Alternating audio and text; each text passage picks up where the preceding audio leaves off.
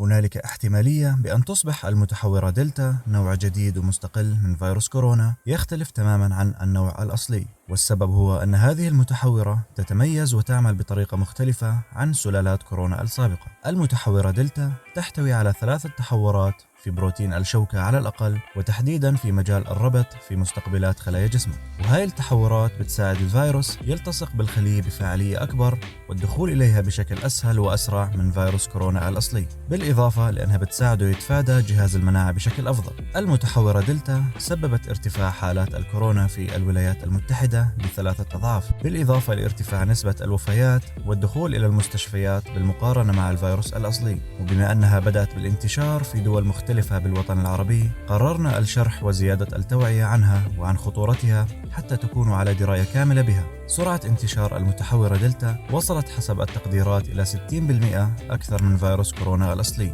وحسب مركز مكافحة الأمراض والوقاية منها الCDC فإن قدرتها على الانتقال من شخص لآخر تعادل انتقال مرض إنفلونزا الطيور، بما معناه أن كل شخص مصاب بالمتحورة دلتا يعدي حوالي 8 إلى 9 أشخاص. وإذا قارنا هذا الموضوع بالفيروس الأصلي لكورونا فإن نسبة العدوى فيه قريبة لنسبة العدوى في الزكام العادي، أي كل شخص مصاب يعدي حوالي شخصين فقط. طيب خلينا نتكلم عن جميع الدراسات اللي بتحكي عن المتحورة دلتا عشان يصير عندنا فكرة كاملة عنها.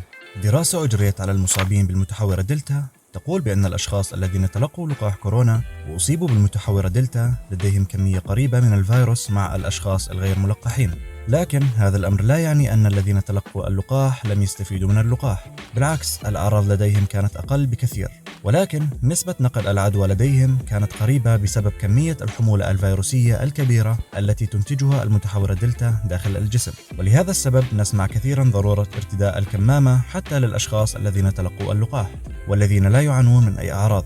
وحسب دراسة صينية فإن هذه الحمولة أو الكمية الفيروسية التي تنتجها المتحورة دلتا كانت أعلى ب1000 مرة من الكمية التي ينتجها فيروس كورونا الأصلي. ودراسات من كندا، سنغافورة واسكتلندا بتقول أن الأشخاص المصابين بالمتحورة دلتا معرضين للدخول إلى المستشفيات بشكل أكبر بالمقارنة مع الفيروس الأصلي.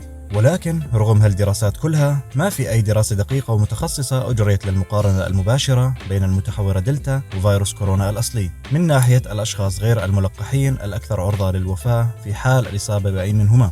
لماذا؟ أولاً لأننا نقارن سلالات مختلفة عن بعضها البعض. ضف لهذا الأمر أنه في بداية الفيروس لم نكن نستخدم أدوية لعلاج الكورونا مثل الديكساميثازون والتاسيليزيماب، والتي ساهمت في تقليل الوفيات للمصابين بالفيروس. ثانياً لم يتلقى أحد لقاح كورونا في عام 2020، ولكن في الفترة التي انتشرت فيها اللقاحات تم التوصل إلى أن لقاحات فايزر وأسترازينيكا قللت من دخول المستشفى بنسبة تقارب 90%، وخفضت نسبة حدوث التهابات والمضاعفات بنسبة 17%، بالإضافة لأن نسبة الوفاة للأشخاص الذين تلقوا لقاح كورونا وأصابهم الفيروس هي 1 بالألف. وهذا الأمر يدل على أننا في الطريق الصحيح للقضاء على فيروس كورونا والعودة للحياة الطبيعية. طيب خلينا نرجع على المتحورة دلتا ونحكي عن أعراضها، أو كيف نعرف الفرق بينها وبين فيروس كورونا الأصلي. المتحور دلتا يسبب أعراضاً معتادة مثل السعال والحمى وضيق في التنفس، لكن أغلب المصابين به يظهرون أعراضاً تشبه أعراض الحساسية أو أعراضاً ترتبط بأمراض أخرى، فمثلا احتقان الجيوب الأنفية وسيلان الأنف والتهاب الحلق ليست بالأعراض الشائعة في باقي متحورات كورونا، ولكنها قد تكون علامة قوية على الإصابة بدلتا بالإضافة للعطس المفرط. طيب هاي المتحورات زي دلتا وغيرها ما سببها أو من أين تأتي؟ فيروس كورونا عندما يصيب الشخص وينتشر في الخلايا يبدأ بعمل نسخ من نفسه تنتشر في جميع أجزاء الجسم، وأثناء عمل هاي النسخ الفيروس يقع في أخطاء جينية لبعض هذه النسخ مما يؤدي إلى ظهور أنواع جديدة من الفيروس، وهو ما يعرف بالمتحورات أو السلالات. أغلب هاي المتحورات ما بتكون خطيرة وتخرج من الجسم دون أن نلاحظ، لكن في حالات قليلة هذه الأخطاء الجينية تؤدي لظهور متحورة أقوى وأخطر من الفيروس الأصلي، وهو ما أدى لظهور المتحورة دلتا. إذا أردنا منع الفيروس من التحور فهنالك أمرين رئيسيين يجب القيام بهما. أولاً منع الفيروس من الانتشار بالجسم، ثانياً منع الفيروس من الانتشار بين الناس عن طريق العدوى.